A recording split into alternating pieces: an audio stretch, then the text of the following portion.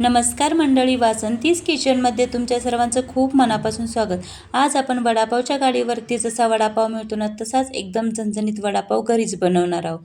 तर त्यासाठी एक वेगळ्या पद्धतीनं मसाला तयार केलेला आहे। त्यासाठी व्हिडिओ शेवटपर्यंत बघा, आवडलं तर लाईक करा। इथे मी साहित्य घेतलेलं आहे: हिरवी मिरची, आले, लसूण, कोथिंबीर, जिरे, मोहरी, ओवा, हिंग, हळद, मीठ आणि उकडलेले बटाटे। हिरवी मिरची, आले, लसूण मसाला वाटून घ्यायचा मिक्सरमध्ये। कढईमध्ये तेल गरम करून जिरे, मोहरी टाकून घ्यायचे आणि त्यामध्ये आपण तयार केलेला मसाला टाकायचा। मसाला 1 मिनिटभर भाजून घ्यायचा। नंतर त्यामध्ये हळद टाकून घ्यायची आणि चवीनुसार मीठ टाकून घ्यायचं। चांगला मसाला भाजून घ्यायचा। हा मसाला जितका चांगला भाजला ना तितका आपला वडा चांगला आणि टेस्टी बनतो बघा। नंतर उकडलेले बटाटे सोलून मॅश करून घ्यायचे आणि त्यामध्ये हा आपण तयार केलेला मसाला टाकायचा। मसाला तुम्ही तुमच्या आवडीनुसार कमी जास्त टाकू शकता इथे। नंतर बारीक चिरलेली कोथिंबीर टाकायची। एकदा टेस्ट करून बघायचं, मीठ लागत असेल तर मीठ टाकायचं। मला लागत नाही म्हणून मी टाकलं नाही, तर तुम्हाला लागत असेल तर तुम्ही टाकू शकता। नंतर त्यामध्ये धनेपूड टाकायची आणि चांगला असा बटाटा मिक्स करून घ्यायचा। अशा पद्धतीनं आपलं तयार आहे बटाट्याचं मिश्रण। आता इथे आपण बेसन पीठ भिजवून घेऊया। तर इथे मी एका पाटीमध्ये बेसन घेतलेलं आहे, त्यामध्ये चवीनुसार मीठ टाकायचं। हातावरती थोडासा अर्धा चमचा ओवा घ्यायचा, तो चोळून टाकायचा आणि 1 चिमूटभर सोडा टाकायचा। सोडा पण इथं जास्त टाकायचा नाही, नाहीतर तेलामध्ये आपला वडा फुटला जातो।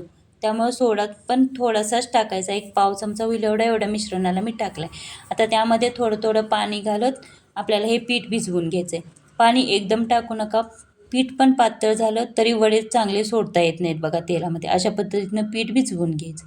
आता बटाट्याच्या मिश्रणाचे वडे करून घ्यायचे असे एकसारखे गोळे आणि पिठामध्ये सोडून द्यायचे। एक एक वडा उचलून असा घ्यायचा आणि गरम तेलामध्ये असा तळण्यासाठी सोडून द्यायचा। अशा पद्धतीनं सगळे आता वडे सोडून घ्यायचे।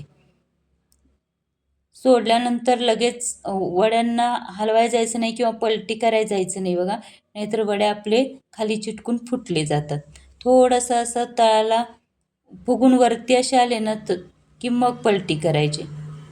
अशा पद्धतीनं या पद्धतीने एकदा वडे करून बघा, इतके टेस्टी लागतात ना हे वडे। एक खाल्ला तर 4 खातील, इतके टेस्टी लागतात।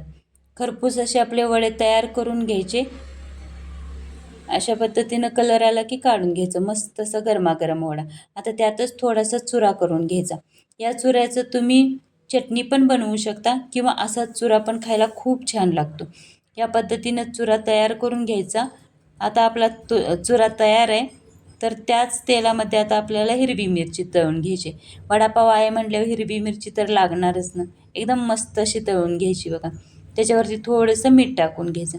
पाव, वडा, वरून थोडासा चुरा आणि मिरची, एक नंबरच लागते। खरंच या पद्धतीने एकदा करून बघा। आवडलं तर लाईक करा, शेअर करा, कमेंट करा आणि आपल्या चॅनलला सबस्क्राईब करा। धन्यवाद।